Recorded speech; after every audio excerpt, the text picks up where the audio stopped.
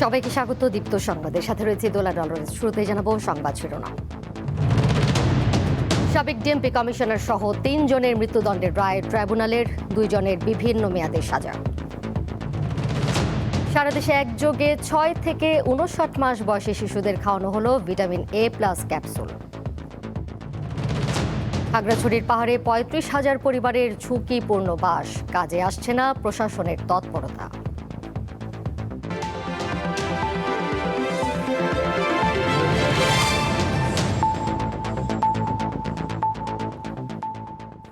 জুলাই গণ অভ্যুত্থানের রাজধানীর রামপুরায় একটি ভবনের কার্নিশে ঝুলে থাকা এক তরুণকে গুলি এবং 2 জনকে হত্যার ঘটনায় মানবতাবিরোধী অপরাধ মামলার রায় দিয়েছে আন্তর্জাতিক অপরাধ ট্রাইব্যুনাল।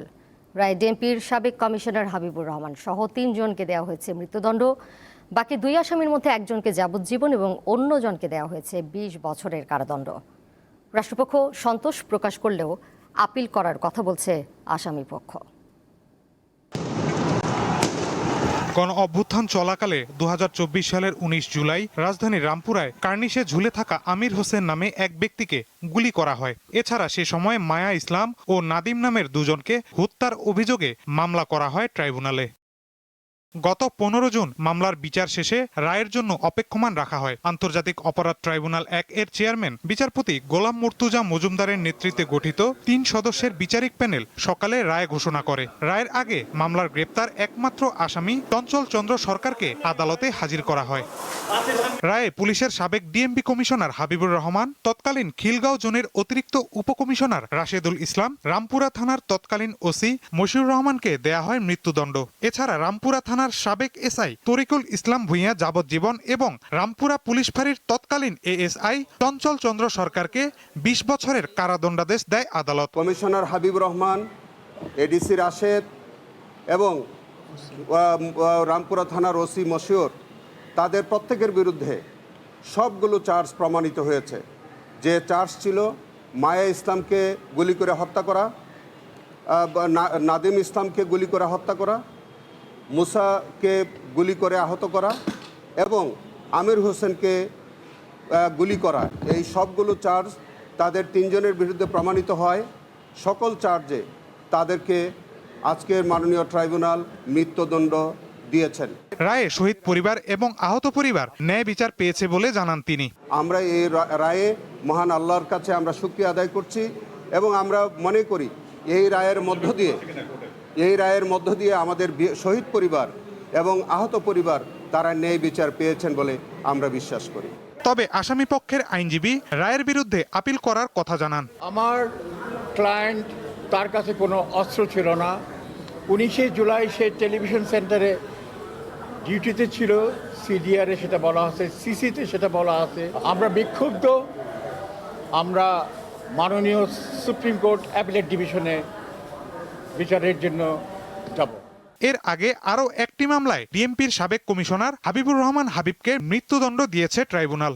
2024 সালের গণ অভ্যুত্থানের পর পুনর্গঠন করা হয় আন্তর্জাতিক অপরাধ ট্রাইব্যুনাল। আন্তর্জাতিক অপরাধ ট্রাইব্যুনালে মানবতাবিরোধী অপরাধের আজ 5ম কোনো রায় ঘোষণা করা হলো।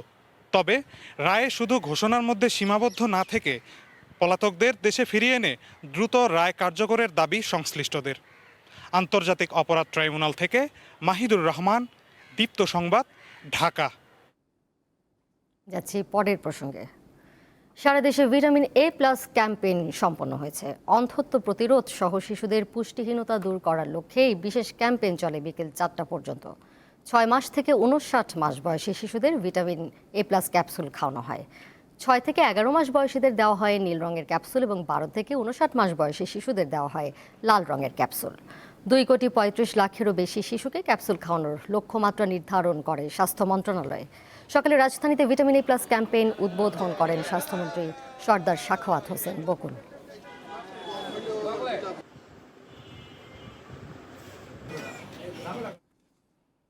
প্রধানমন্ত্রী তারেক রহমান আজ বাংলাদেশ মহাকাশ গবেষণা ও দূর অনুধাবন প্রতিষ্ঠান স্পার্সও পরিদর্শন করেছেন।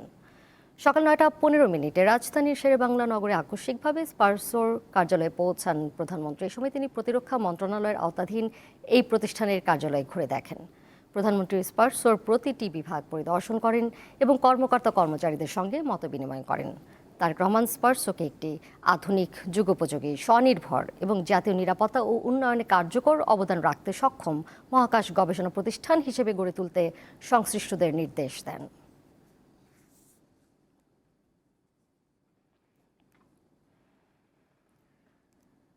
নরসিংদীতে কুকুরের গলায় ইট বেঁধে নদীতে ফেলে হত্যার ঘটনায় আরও 2 জনকে গ্রেপ্তার করেছে পুলিশ। শনিবার সন্ধ্যায় নরসিংদী সদর উপজেলার চরাঞ্চল নজরপুর থেকে শাহিনা বেগম নামে এক নারী এবং রাতে রমজান আলী নামে এক যুবককে পৌর শহরের নাগরিয়া কান্দি এলাকা থেকে গ্রেপ্তার করা হয়। এ নিয়ে প্রধান আসামি মোহাম্মদ আলী সহ 3 জনকে গ্রেপ্তার করা হলো। নরসিংদী মডেল থানার ওসি আল মামুন জানিয়েছেন, ঘটনাটি প্রধানমন্ত্রী তারেক রহমানের নজরে এলে অভিযুক্তদের বিরুদ্ধে আইনগত ব্যবস্থা নেওয়ার নির্দেশ দিয়েছেন।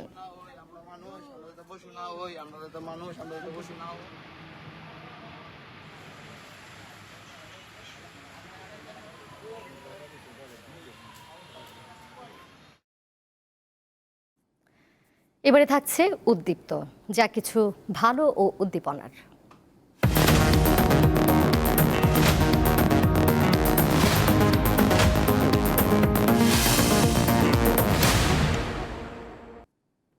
রংপুরের লাবণ্য আক্তার মনি 6 মাস আগেও শহরের বিভিন্ন স্থানে তিনি ভিক্ষা করতেন।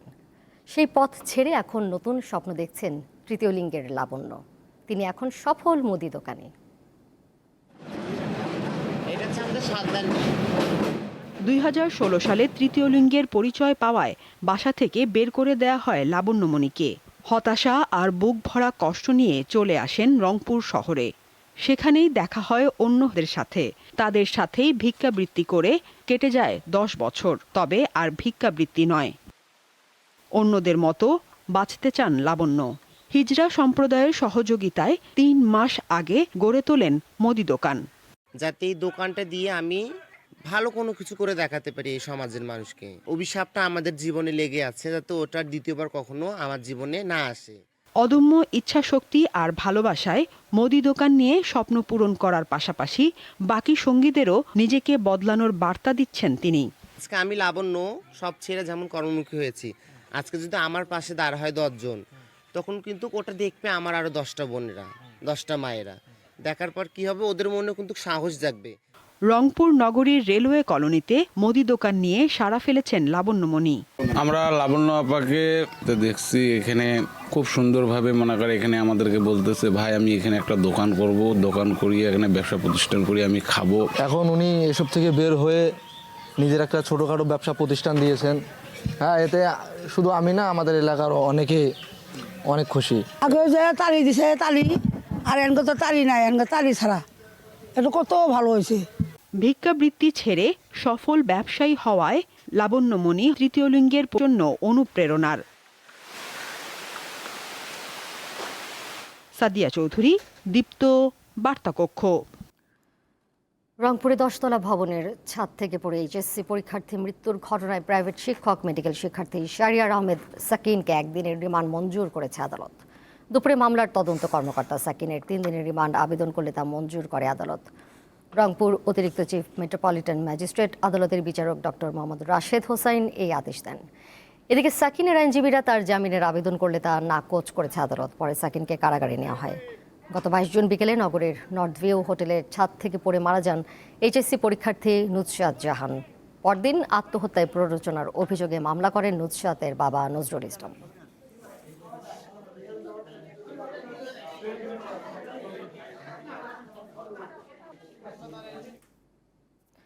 এবারে কেওয়াই স্টিল চট্টগ্রাম সংবাদ।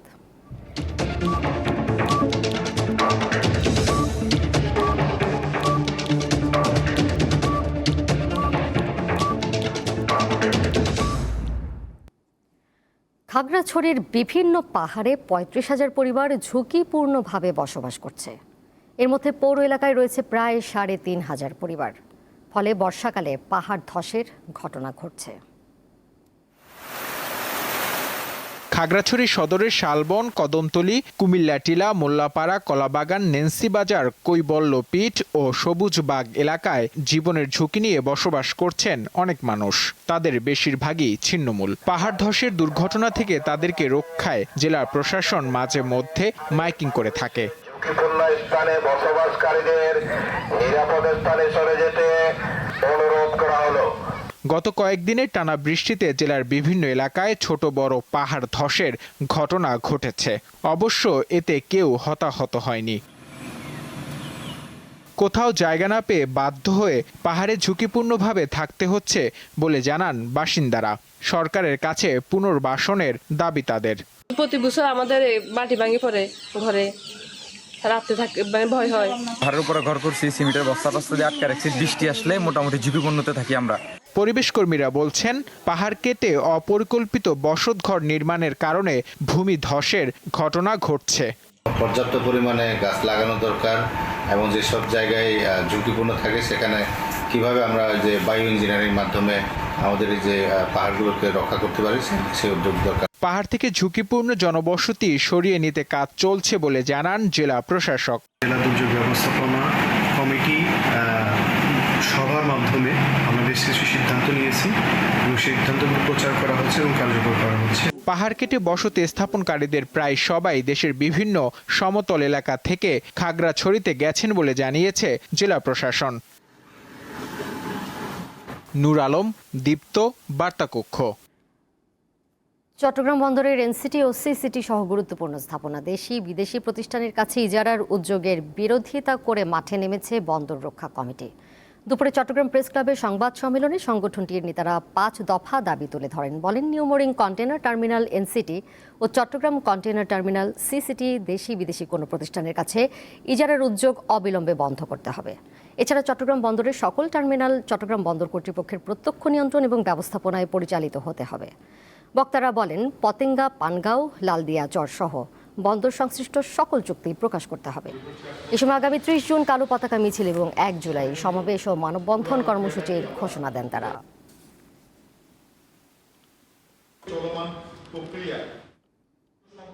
দেশের সবচেয়ে বড় ভাষাভিত্তিক প্রতিযোগিতা বেকম্যানস বিস্কুট ইন্টারন্যাশনাল ল্যাঙ্গুয়েজ লিগের 4র্থ আসর শুরু হয়েছে।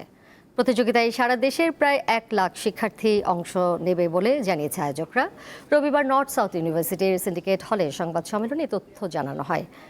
North south university department of English and modern ল্যাঙ্গুয়েজেসের আয়োজন করেছে। আর আয়োজনের পৃষ্ঠপোষকতায় প্রতিযোগিতা করছে আকিজ বেকার্স লিমিটেডের প্রিমিয়াম ব্র্যান্ড বেকম্যানস বিস্কুট।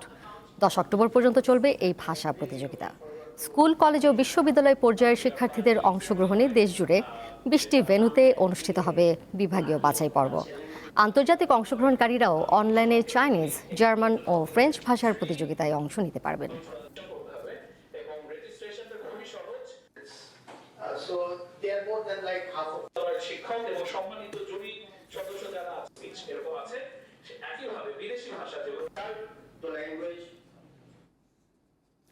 আন্তর্জাতিক প্রসঙ্গ।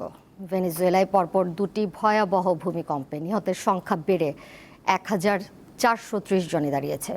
50,000-এরও বেশি মানুষ নিখোঁজ রয়েছেন। ধ্বংসস্তূপের নিচে আটকা পড়া লোকজনকে খুঁজে বের করতে মরিয়া চেষ্টা চালাচ্ছে উদ্ধারকর্মীরা। সাধারণ মানুষও উদ্ধার কাজে অংশ নিচ্ছে। উদ্ধার কাজ চলাকালে শুক্রবার পুনরায় 4.9 মাত্রার ভূমিকম্প হলে উদ্ধারকর্মী সহ সবাই আতঙ্কিত হয়ে পড়েন। সবচেয়ে বেশি ক্ষতিগ্রস্ত কিছু এলাকায়, বিশেষ করে লাগুইরা রাজ্যে ভারী যন্ত্রপাতির অভাব এবং ত্রাণ কার্যক্রমে ধীর গতির কারণে ক্ষোভ ও হতাশা বাড়ছে। ভেনেজুয়েলার সরকারি তথ্য অনুযায়ী শক্তিশালী জোড়া ভূমিকম্পের পর 172 জন এখনও ধ্বংসস্তূপে আটকা পড়ে আছেন। জাতিসংঘের অনুমান, জোড়া ভূমিকম্পের কারণে প্রায় $670 কোটি প্রত্যক্ষ ক্ষতি হয়েছে দেশটির। এর মধ্যে দ্বিতীয় ভূমিকম্পটি ছিল 1 শতাব্দীর মধ্যে ভেনেজুয়েলায় আঘাত হানা সবচেয়ে শক্তিশালী ভূকম্পন।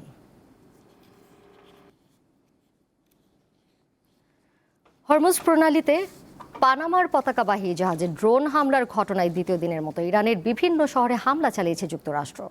জবাবে কুয়েত ও বাহরাইনে যুক্তরাষ্ট্রের ঘাঁটিতে হামলা চালিয়েছে তেহরান। ইরানের সংবাদ মাধ্যমগুলো জানিয়েছে, স্থানীয় সময় শনিবার দেশটির দক্ষিণাঞ্চলের কেশম ও সিরিক এলাকায় বেশ কয়েকটি বিস্ফোরণের ঘটনা ঘটেছে। পরবর্তীতে যুক্তরাষ্ট্র জানায়, হরমুজ প্রণালীতে জাহাজে হামলার জবাবে সিরিক শহর, বন্দরে লেঙ্গেহ ও কেশম দ্বীপে হামলা চালিয়েছে মার্কিন নৌ ও বিমান বাহিনী। হরমুজের কাছে ইরানের 10টি সামরিক স্থাপনা লক্ষ্য করে হামলা চালানো হয়েছে বলে জানায় সেন্টকম। যুক্তরাষ্ট্রের হামলার জবাবে বাহরাইন ও কুয়েতে মার্কিন ঘাঁটিতে হামলা চালিয়েছে ইরান। যে কোনো হামলার কড়া জবাব দেওয়ার হুঁশিয়ারি দিয়েছে তেহরান।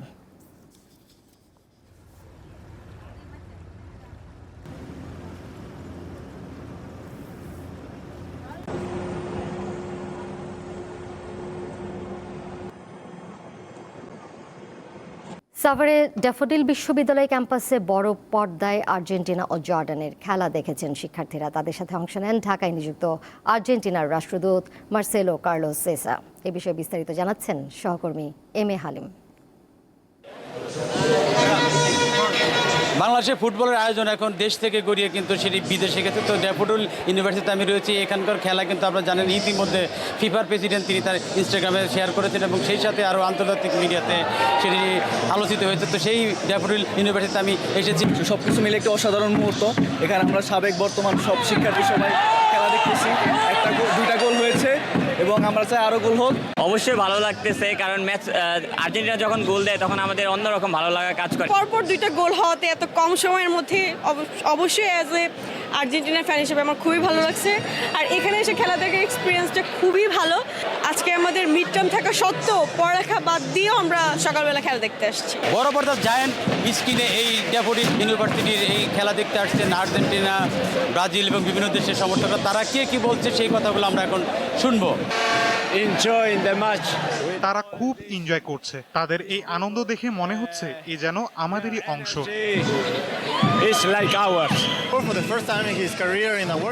আমি প্রথমবারের মতো দেশের বাইরে এমন বিশাল আয়োজনে খেলা দেখছি। এ যেন অন্যরকম এক অনুভূতি। আমার মনে হচ্ছে আমি বাড়িতে বসে এই খেলা দেখছি।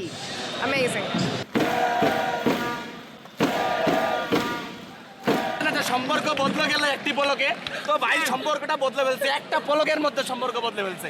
তো তারপরেও আমরা ভাইয়ের জন্য সান্ত্বনামূলক ভাবে অবশ্যই অবশ্যই অবশ্যই আপনাদের জন্য 3 পিসের ব্যবস্থা করতেছি। অনেক ভালো লাগছে। বেসিক্যালি মনের একটা শান্তি যেটা আছে না সেটা ফিল করছি। আর আর্জেন্টিনাকে ভালোবাসি ছোটবেলা থেকে।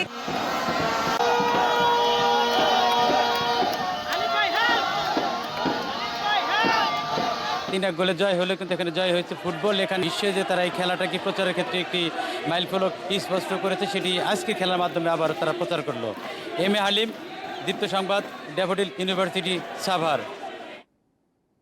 এর সাথে শেষ করব এখনকার সংবাদ। যাবার আগে শিরোনামগুলো জানিয়ে দিব আরও একবার। সাবেক ডিএমপি কমিশনার সহ 3 জনের মৃত্যুদণ্ডের রায় ট্রাইব্যুনালের, 2 জনের বিভিন্ন মেয়াদের সাজা। সারা দেশে একযোগে 6 থেকে 59 মাস বয়সী শিশুদের খাওয়ানো হলো ভিটামিন A+ ক্যাপসুল। খাগড়াছড়ির পাহাড়ে 35,000 পরিবারের ঝুঁকিপূর্ণ বাস, কাজে আসছে না প্রশাসনের তৎপরতা।